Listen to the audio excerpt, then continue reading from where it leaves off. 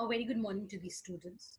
Now we'll deal with the revision of our next topic of the sources of law under the jurisprudence 2, that is legislation.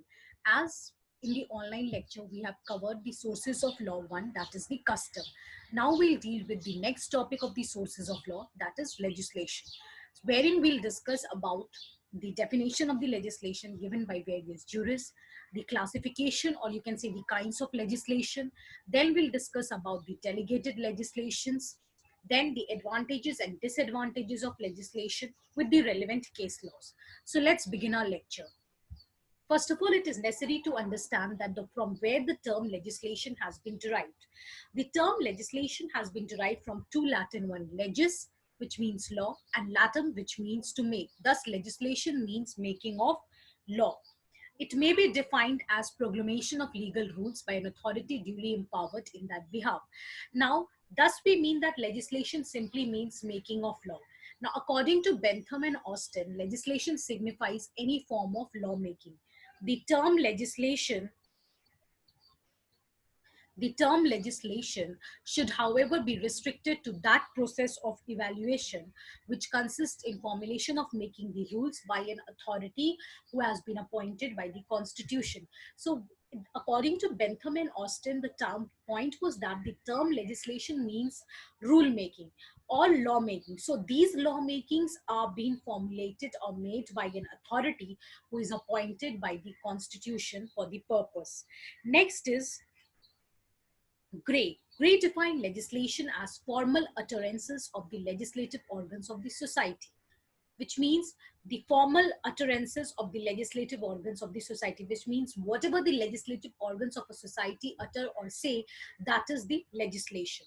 Next was Salmond. According to Salmond, legislation is that source of law which consists in the declaration of legal rule by a competent authority.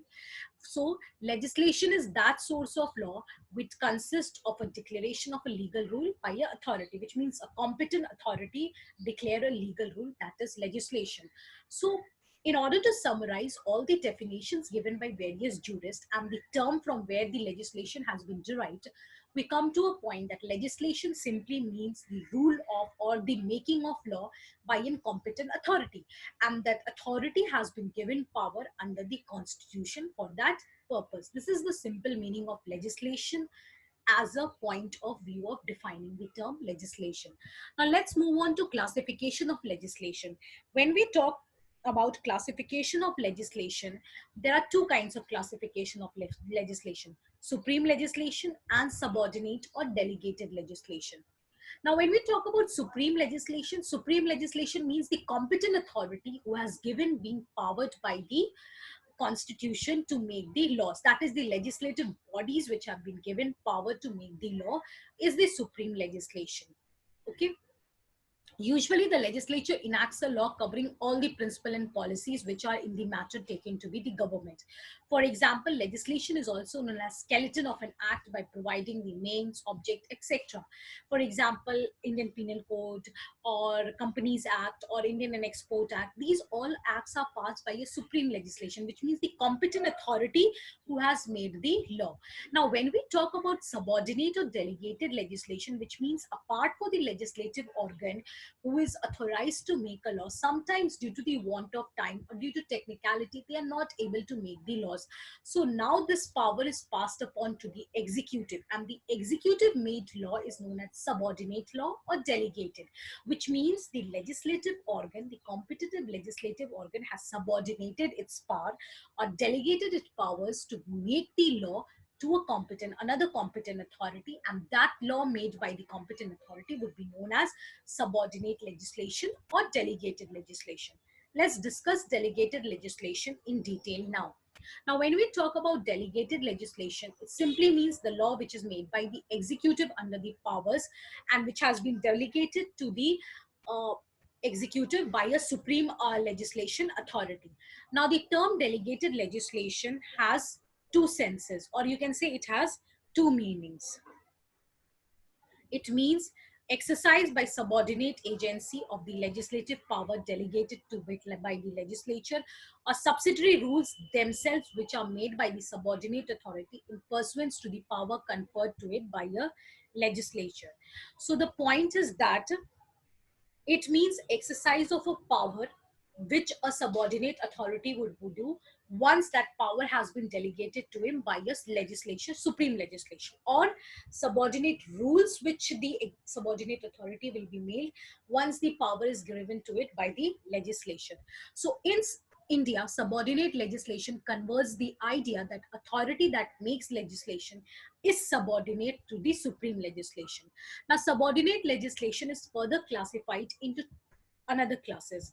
Now we'll discuss those classification, that which all parts would be known as subordinate legislation, or you can say delegated legislation. Now, one is autonomous law. When supreme authority confers powers upon group of individuals to legislate on the matters entrusted to them as a group, the law made by the latter is called autonomic law, and the body is known as autonomous body, which means when the supreme authority has given a complete power to group of individuals to make a law, so whatever law they will make, that would be termed as autonomic law, and the body is known as autonomous body. Next is judicial rules. In judicial rules, powers are given to judiciary to make rules for the regulation of the process. Next is local law. In these, local bodies are given powers to make bylaws concerning their local matters, local laws, and also they are known as municipal law, which means local bodies like panchayats or municipal, which they make laws. Those are the local laws. Colonial laws are the laws which are made for the countries which are not independent and under the controllers of another country, and whatever law those countries make, that is known as colonial laws.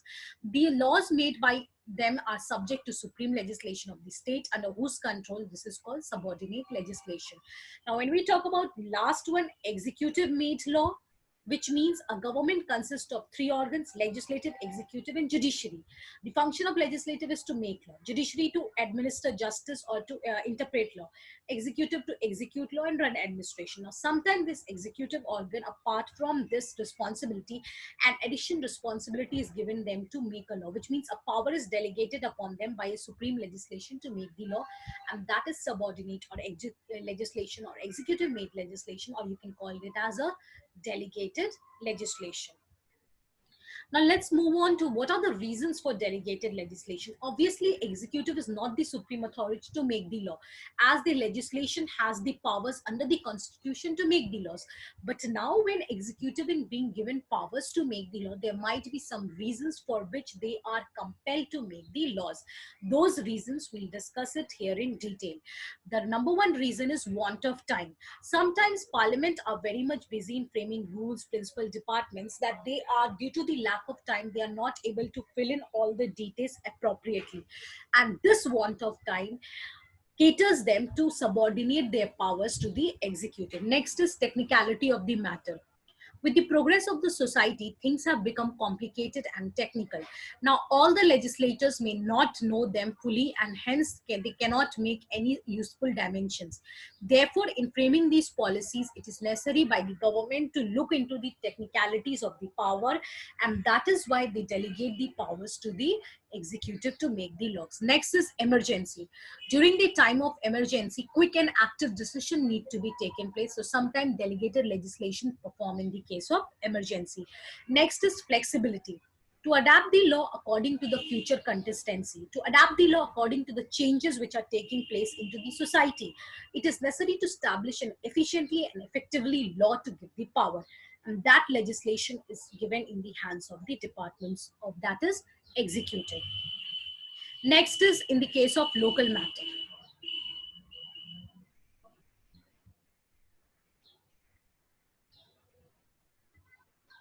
Matters when they are necessary in the case of locality or in the local matters which need a consideration, delegation is given. Or experimentation.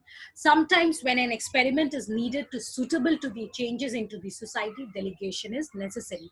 Now there are dangers to the delegated legislation, which may be a skeleton form and wide powers of the delegations. So these dangers, sometimes wide dangers it can be because they are not appropriate in making the law. So sometimes while making the law, as that's act has been subordinated to them or given them power to make the law. So sometimes while making that, they can make a mistakes, or they cannot be appropriate with the appropriate law to be taken into place.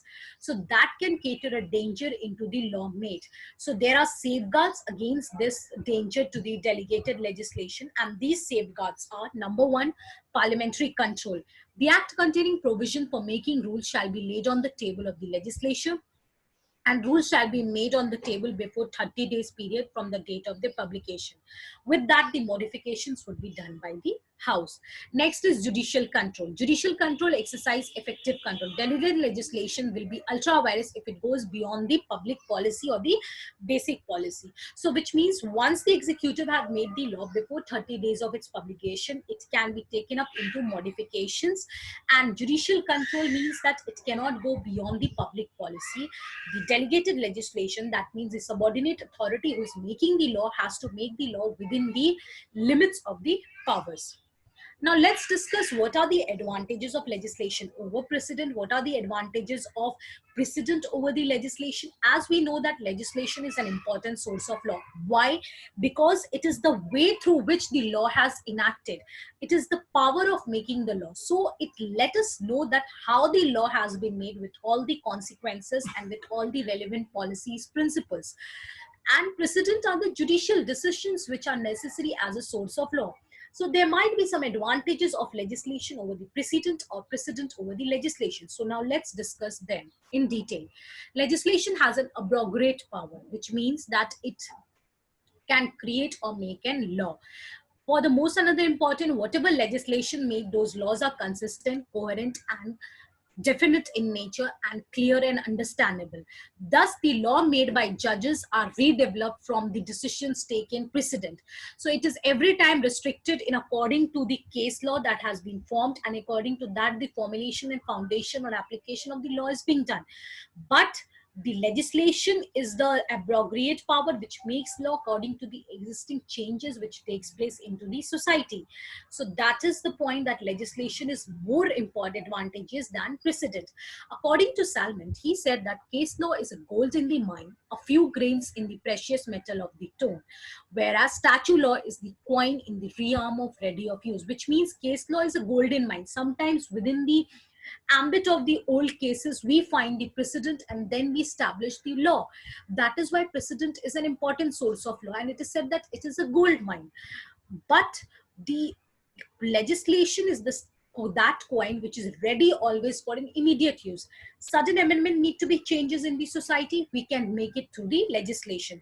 So that is why legislation is more powerful than precedent. Take the case of Criminal Amendment Act changes which brought after the Nirbhaya case.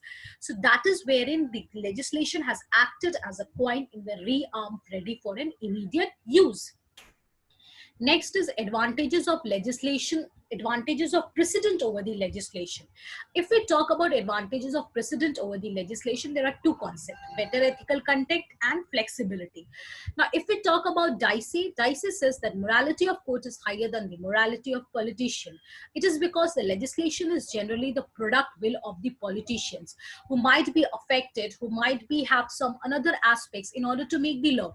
But judiciary or the judges made law is in accordance to the atmosphere to provide utmost justice, with the scales of justice, of principles of natural justice, with the scales of public policy. So that is why they are more ethical than the legislation making laws. Next is flexibility. Sir John Salmon points out that one of the advantages of the system of case law over enacted law is that they are more flexible. Why? And statute law is rigid, because statute law once made, now if the judges have to take decision, if the laws have to be formulated, they have to make according to that statute law itself. But wherein in the case of precedent, or in the case of case laws, with the development of the case laws, the development of laws also takes place. So that keeps on making a point that the case laws, the development or the judgments over the case laws are determined over the aspect that how the judgment was given in the earlier case, which gives a more flexibility than the statute law. So these are the advantages of legislation over the precedent, or precedent over the legislation. Now let's discuss some of the case laws to understand the point better. In the case of INRE Delhi Laws Act, the Supreme Court by majority held that exercise of delegated legislation of lawmaking power was invalid because the enabling act exceeded its limits, which means it went beyond the control, that is judicial control. In this case, Supreme Court laid down the grounds on the judicial control, and the court held that the legislature cannot delegate its essential functions of power to the executive. Next is in the state of Punjab versus Ram Singh. In this case, a heavily drunk constable gunman was roaming around the market with a service revolver which was full, and he was on duty. When he was sent to doctor for medical examination, he abused the medical officer due to his drinking habit. The court held that his conduct constituted grievous misconduct, warranting dismissal from his service. Next is in the Consumer Education Center versus Union of India. Observe that preamble in Article 38 of the Constitution, which empowers social justice for a livable life and meaningful. Therefore, there is a need to interpret the Constitution in the true spirit and secure justice, social and economic equality. So which means that legislation wherever necessary has to make the laws in accordance with the changes in the society, and it cannot delegate its powers to an executive where the legislation has the essential functions to make the point laws. Further, the executive, when they are the delegated or subordinate authorities, when they are making the powers, they have to make it within the judicial control, within the public policy. So with this, we conclude the aspect that legislation signifies any form of lawmaking, and it is considered as an important source of law. And it is the important, first of all, source of law through which the applicability, through which the importance, or through which the authority of the law is determined, that from where the law has been taken into force. With this, I complete the lecture on the sources of the law, second part, that is legislation. Any doubt further on this, students, you can ask me through the mail. Further, I would be providing you the assignment. Read the question well, understand it, and then do it on the time and submit it. Thank you and have a good day.